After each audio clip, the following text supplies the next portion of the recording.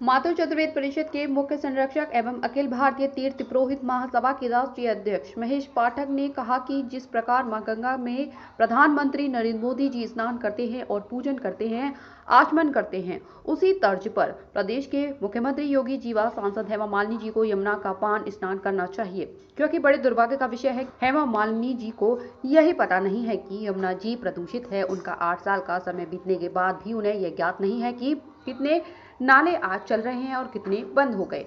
सवाल इस बात का नहीं है कि मैं अपनी रुचि की चीजों में तो ध्यान दे रही है कि वह रंगमंच सही बना नहीं बना, लेकिन अगर वे थोड़ा सा प्यार यमुना जी से भी दिखाएं तो हम और हमारी संस्था उनके साथ रहेगी और यमुना जी निश्चित रूप से शुद्ध हो जाएंगी। यमुना के नाम पर जो लोग अपनी दुकान चला रहे हैं या किसी भी संस्था को चला रहे हैं, वह भी इस मुद्दे पर सीरियस होकर एक जन जागरण करें और यमुना जी की शोभा यात्रा में शामिल हो। वहीं परिषद के महामंत्री राकेश तिवारी एडवोकेट ने बताया कि कल प्रातःकाल 10:30 बजे सामूहिक रूप से यमुना पूजन होगा, जिसमें सभी परिषद के पदाधिकारी वहां कार्यकारिणी सदस्य व सभी भक्त शामिल होंगे। उसके बाद सायंकाल 4 बजे भव्य यमुना प्रदूषण मुक्त हेतु जन जागरण शोभा यात्रा निकाली जाएगी। संपूर्ण मेले की जिम्मेदारी परिषद के महामंत्री राकेश तिवारी स्वयं करेंगे। इस प्रकार से संपूर्ण शोभा यात्रा से एक जन जागरण मुक्ति हेतु किया जाएगा। माध्यम से मैं सभी ब्रजवासियों को, सभी देशवासियों को यमुना छठ के पावन पर्व पर अपनी बहुत बहुत शुभकामना देता हूं और उनसे आशा करता हूं कि कल 4 बजे जो यमुना जी शुद्धिकरण के लिए जो प्रोसेसन विश्राम घाट से निकलेगा, उसमें आप आएँ, अपनी सहभागिता करें, जिससे यमुना आंदोलन को जोर मिले और यमुना जल्दी से जल्दी शुद्ध हो। सर, कल यमुना छठ है, आज प्रेस वार्ता बुलाई गई है, क्या तैयारियां यमुना छठ को लेकर और शुद्धिकरण को लेकर क्या पीड़ा समाज व्यक्त कर रहा है? देखिए, हर वर्ष की भांति कल 27 तारीख को यमुना महोत्सव है और आज प्रेस वार्ता में हमने इस बात को रखा कि विभिन्न संस्थाओं ने और पेपर चैनलों ने यमुना शुद्धिकरण का मुद्दा बड़ा जोर शोर से उठाया, परंतु एक बात चंद दिनों पहले फिर संज्ञान में आई कि जब हमारी सांसद हेमा मालिनी जी ने विश्राम घाट विजिट किया तो उन्होंने कहा कि मुझे पता ही नहीं है कि यमुना शुद्ध नहीं है, क्योंकि हमारे साथियों ने नहीं बताया। हम उनसे कहना चाहते हैं कि अब तो आपको मालूम है, उन्होंने एक स्टेटमेंट भी दिया कि नहीं, हम बहुत काम कर रहे हैं, 14 नाले यमुना में गिरते हैं, 20 हमने बंद करा दिए, 6 अभी बाकी हैं। हो सकता है वो अर्थमेटिकल मिस्टेक हो, परंतु मैं आपके माध्यम से ये रिक्वेस्ट करूँगा कि वो बड़ी अच्छी सभ्य महिला हैं, नृत्य भी अच्छा करती हैं और वो भी राधा का, दुर्गा का। तो मैं चाहता हूँ कि हमारी 9 साल से सांसद रहने के साथ वो कम से कम एक दिन यमुना का पान करें और एक दिन यमुना में स्नान करें। दूसरा, आपने देखा है कि मोदी जी ने बनारस में गंगा योजना चलाई और उनको मैंने 1-2 बार वहाँ डुबकी लगाते देखा। ये एक आस्था का प्रतीक होता है।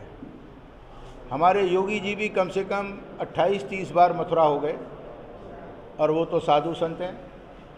मेरा उनसे भी ये आग्रह होगा कि आप मथुरा आते हैं तो कम से कम यमुना में एक दिन स्नान करें, कहीं भी करें, चाहे वृंदावन चाहे मथुरा, यमुना तो एक ही है। और उसका आचमन करेंगे तो भक्तों में एक भावना बढ़ेगी कि यमुना का जल आचमन लायक है। और अगर उनको लगेगा कि नहीं, यमुना का जल आचमन लायक भी नहीं है, तो हो सकता है यमुना जी उनको ये प्रेरणा दे कि भाई यमुना शुद्ध होनी चाहिए। दूसरा, मैं रोज़ पढ़ता हूँ कि हमने ब्रज क्षेत्र को 30,000 करोड़ रुपया दिया। ये बहुत बड़ी बात नहीं है। आज दुनिया कहाँ पहुँच चुकी। आप वृंदावन से लेके मथुरा तक के सब नालों को टेप कर दें और अगर एक पाइपलाइन डालें तो 2 से 2,500 करोड़ का बजट आता है, तो आपके सब नाले डलना बंद हो जाएंगे। तो मैं ये नहीं कहता हूँ कुंड भी ज़रूरी हैं।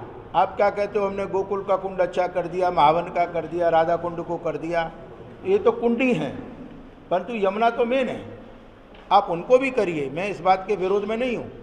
अगर मेरा हार्ट सही नहीं है, मेरी बॉडी की रिपेयर करें, उससे फ़ायदा क्या। यमुना जी कृष्ण की पटरानी हैं और यमुना बगैर ब्रिज सूना है। तो आपके माध्यम से मेरी ये है कि योगी जी और हमारी सांसद जी जब वो डैम्पियर में जाती हैं तो कहती हैं कि नाट्य केंद्र अच्छा नहीं बना, इसको तोड़ के नया बनाओ। तो वो उनकी रुचि क्या सवाल है। तो मैं चाहूँगा कि उनकी रुचि यमुना जी के प्रति भी हो, यमुना भक्तों के प्रति भी हो। और मैंने तो बीच में एक बार सुना था, किसने निकाला मुझे नहीं मालूम, किसी ने कहा कि इसका 1 लोटा जल कोई विधायक पिए तो मैं लाख रुपए दूंगा। हम ऐसी बात नहीं कह रहे।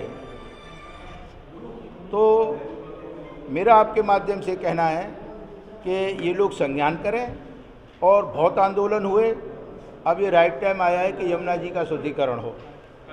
इसके अलावा कल हम लोग, आज तो हमारे यहाँ काव्य सम्मेलन है यही यमुना प्रदूषण को लेकर विश्राम घाट पर, फिर कल सुबह हम यमुना पूजन करेंगे। यमुना पूजन के बाद में 4 बजे हमारा प्रोसेसन निकलेगा। जैसा राकेश तिवारी ने आपको बताया, उसमें विभिन्न झांकियाँ हैं, बाहर से काफ़ी लोग आए हैं जो हमारे प्रोसेसन में सम्मिलित होंगे। और वो प्रोसेसन हमारा वहाँ से विश्राम घाट से निकल के बंगाली घाट होके, आर्य समाज होके, होली गेट से छत्ता बाजार होते हुए विश्राम घाट आएगा। उसके बाद हम आरती करेंगे। वहाँ 56 भोग का भी आयोजन है। और हर साल की भांति ये फाल्गुनी पाठक अहमदाबाद से आती हैं, उनके संग हजारों गुजराती भी आते हैं। तो ये सब चीज़ क्या है, ये सब यहाँ आकर के यमुना में अपनी आस्था का प्रतीक बना रहे हैं। इस आंदोलन को हम बढ़ाने की भरसक कोशिश करते हैं। और मैं आपके माध्यम से उन सभी से कहना चाहता हूँ जिन्होंने कोई रिट भी लगाई है या जो यमुना के प्रति अपनी भावना रखते हैं, वो इस प्रोसेसन में पधारें और अपनी एकजुटता को दिखाएं, जिससे हमारा संदेश जाए। और मैं वृंदावन के भी साधु संतों से सबसे अपील करूंगा, इनके यहाँ दुनिया भर के वीआईपी आते हैं, ये अपने हित की बात करते हैं। कम से कम ये अगर जोर मारें कि भाई पहले यमुना शुद्ध करो, तो मैं समझता हूँ कि वो दिन दूर नहीं कि यमुना शुद्ध होगी। जब गुजरात में रिवर फ्रंट बन सकता है, जब लखनऊ में रिवर फ्रंट बन सकता है, तो यमुना में रिवर फ्रंट क्यों नहीं बन सकता। जब गंगा के लिए पैसे का प्रोविज़न हो सकता है, तो यमुना के लिए पैसे का प्रोविज़न क्यों नहीं हो सकता। तो मैंने तो यही कहा, जो 30,000 करोड़ आपने ब्रिज में दिया, उसी में से 2-4 हज़ार करोड़ लगा दो, तो कम से कम यमुना तो शुद्ध हो जाएगी और उससे पर्यटन भी बढ़ेगा और आदमी उस जल का आचमन भी कर सकेगा। धन्यवाद।